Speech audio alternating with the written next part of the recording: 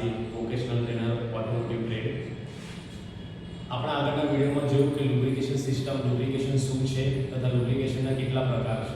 આ વિડીયોમાં આપણે જાણીશું લુબ્રિકેશનના ફાયદા, લુબ્રિકેશનનું કામ શું છે તથા ઓટોમોબાઈલ ઇન્ડસ્ટ્રીમાં, ઓટોમોબાઈલમાં એટલે કે કારમાં કયા કયા પાર્ટ્સમાં લુબ્રિકેશનની જરૂર પડે. સૌપ્રથમ આપણે જાણીશું લુબ્રિકેશનના કામ શું છે.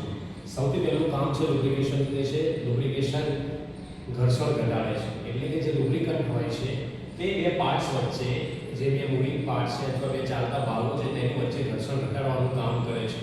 આ ઘર્ષણ ઘટાડવાના કારણે તેની વચ્ચે જે તાપમાન વધી જાય જતું હોય છે ઘર્ષણના કારણે, તે લુબ્રિકેશન તે તાપમાન પણ ઘટાડવાનું કામ કરતું હોય છે. બીજો ફાયદો છે ઘસારો ઘટાડે છે. એટલે કે બે ભાગો એકબીજા સાથે જ્યારે ઘસાતા હોય છે તેના કારણે તેમાં ઘસારો થતો હોય છે. એટલે કે વેર એન્ડ ટેરની પ્રક્રિયા થતી હોય છે. આ વેર એન્ડ ટેરની પ્રક્રિયાને ઘટાડવા માટે પણ લુબ્રિકેશનનો ઉપયોગ થતો હોય છે. ગરમી દૂર કરે છે. જે રીતે મેં આગળ વાત કરી કે ચાલતા ભાગોમાં બે ભાગો વચ્ચે ઘસારાના કારણે ઉત્પન્ન થતી ગરમીને લુબ્રિકન્ટ બહાર નીકાળી દે છે. ચોથો ફાયદો છે જંગ અને કાટ સામે રક્ષણ આપે છે.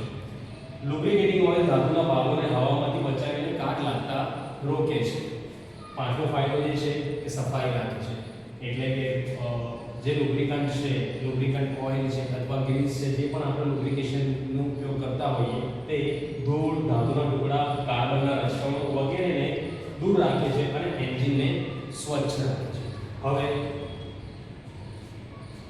લુબ્રિકેશનથી થતા ફાયદા વિશે આપણે થોડું જાણીશું.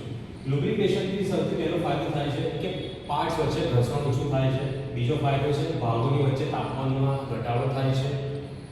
એન્જિન સ્મૂથ ચાલે છે. સૌથી મોટો ફાયદો એન્જિન ખૂબ સ્મૂથ અને સરળતાથી ચાલે છે, જેના કારણે ભાગો લાંબા સમય સુધી ટકી શકે છે. એટલે કે ઓટોમોબાઈલ ઇન્ડસ્ટ્રીમાં જે પણ પાર્ટ્સ એન્જિનમાં વપરાય છે તે બધાનું લાઈફ સ્પાન લુબ્રિકેશનના કારણે વધી જતું હોય છે. એટલે કે તે ભાગોની ઉંમર લુબ્રિકેશન કરવાના કારણે વધતી હોય છે. અને સૌથી મહત્વનો મુદ્દો એ છે કે એને સૌથી મહત્વનો ફાયદો ઈંધણમાં બચત થતી હોય છે. લુબ્રિકેશનના કારણે ફ્યુઅલ કન્ઝમ્પશન ખૂબ ઓછું થતું હોય છે. હવે કયા કયા પાર્ટ્સમાં, ઓટોમોબાઈલ ઇન્ડસ્ટ્રીના કયા કયા પાર્ટ્સમાં, કયા કયા ભાગોમાં લુબ્રિકેશનની જરૂર પડે છે તે ભાગોની યાદી આ પ્રમાણે છે. સૌપ્રથમ એન્જિનના પિસ્ટન અને ક્રેન્કશાફ્ટમાં લુબ્રિકેશન જરૂરી છે. ગિયરબોક્સ અને ગિયરબોક્સના ગિયર અને બેરિંગ વચ્ચે લુબ્રિકેશન ખૂબ જરૂરી છે.